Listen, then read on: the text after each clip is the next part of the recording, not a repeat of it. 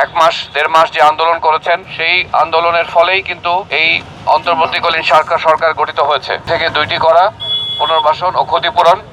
এরপরে আছে দ্বিতীয় দাবি হচ্ছে বিশেষ সুরক্ষা আইন প্রণয়ন, আর 3 নম্বর আছে ইমার্জেন্সি হটলাইন চালু। এই 3টা দাবি নিয়ে আপনারা আজকে এখানে উপস্থিত হয়েছেন। আমি প্রথমেই আপনাদেরকে জানাচ্ছি যে আপনারা যে আন্দোলন করেছেন, রাস্তায় থেকে এক মাস দেড় মাস যে আন্দোলন করেছেন, সেই আন্দোলনের ফলেই কিন্তু এই অন্তর্বর্তীকালীন সরকার গঠিত হয়েছে। এবং একটা সুন্দর বাংলাদেশের জন্য আপনারা একটা সুন্দর বাংলাদেশ চেয়েছেন, আমরা সবাই একটা সুন্দর বাংলাদেশ চেয়েছি, একটা নতুন বাংলাদেশ চেয়েছি, এবং আপনারা সেজন্য আহত হয়েছেন, রক্ত দিয়েছেন। আমি আপনারা যে এই সংগ্রাম করেছেন, আন্দোলন করেছেন, এজন্য আমি আমার পক্ষ থেকে আপনাদেরকে আন্তরিক ধন্যবাদ জানাচ্ছি, কৃতজ্ঞতা জানাচ্ছি।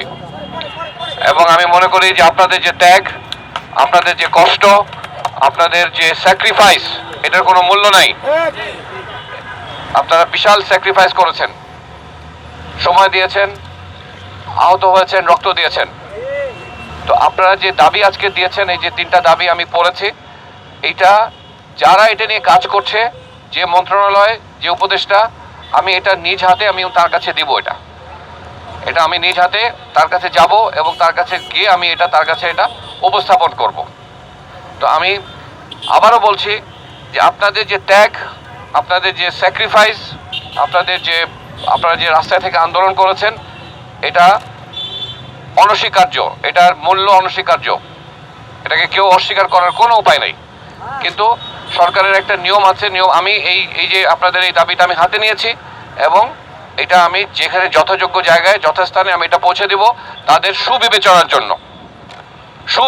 জন্য এটা আমি পৌঁছে দিব।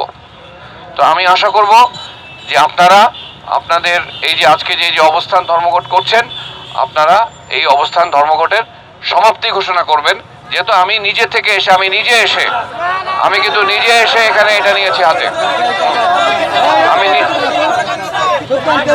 আমি নিজে আপনাদের সামনে এসেছি,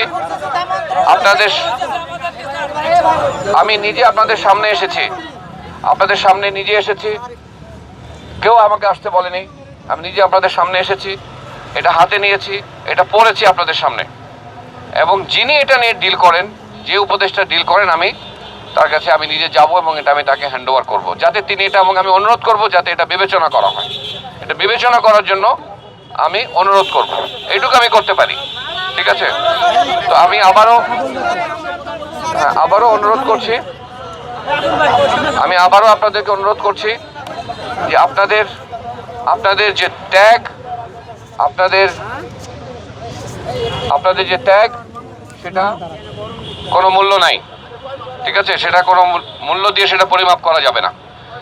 তো আমি অনুরোধ করব যে আপনারা সুন্দরভাবে, আপনারা এখানে এসছেন, সুন্দরভাবে বসেছেন, আপনারা এখানে অবস্থান নিয়েছেন, আপনারা দাবি পেশ করেছেন। আপনাদের এই দাবি আমি দায়িত্ব নিচ্ছি যে যিনি এটার নিয়ে ডিল করবেন, যিনি এটা নিয়ে কাজ করবেন, সেই উপদেষ্টা মহোদয়ের কাছে আমি নিজে পৌঁছাই দেবো এটা। আপনাদেরকে আমি এটা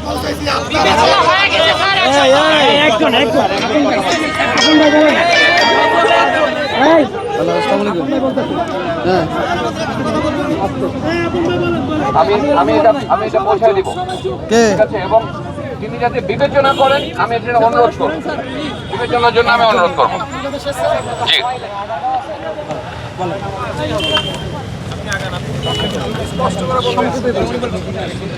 সর্বপ্রথম আমাদের জুলাই আগস্টে আহত ভাইদের পক্ষ থেকে আপনাদেরকে শ্রদ্ধা জানাই এবং সম্মান করি আপনি এখানে এসেছেন। আপনি যে কথাগুলো বলেছেন অনেক সুন্দর এবং মূল্যবান কথা বলেছেন। হয়তো বা স্যার আপনি জানেন না আমরা কতটা কষ্ট করার পর